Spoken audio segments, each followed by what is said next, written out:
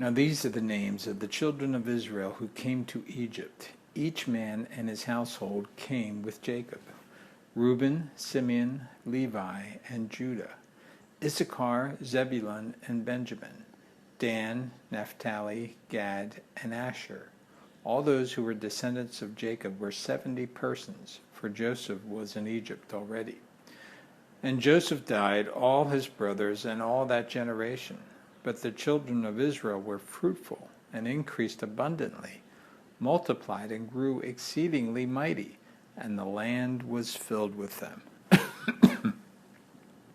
Now there arose a new king over Egypt, who did not know Joseph. And he said to his people, "Look, this people of the children of Israel are more and mightier than we.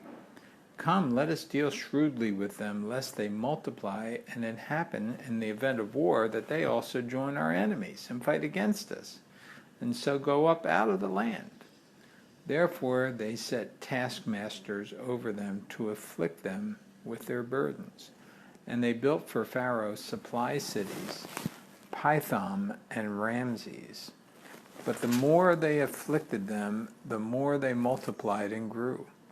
And they were in dread of the children of Israel. So the Egyptians made the children of Israel serve with rigor. And they made their lives bitter with hard bondage, in mortar, in brick, and in all manner of service in the field. And their service in which they made them serve was with rigor. Then the king of Egypt spoke to the Hebrew midwives, of whom the name of one was Shiphrah, and the name of the other Puah. And he said, "When you do the duties of a midwife for the Hebrew women, and see them on the birth stools, if it is a son, then you shall kill him. But if it is a daughter, then she shall live." But the midwives feared God, and did not do as the king of Egypt commanded them, but saved the male children alive.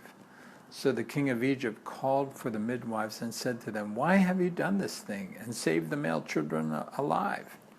And the midwives said to Pharaoh, "Because the Hebrew women are not like the Egyptian women, for they are lively and give birth before the midwives come to them."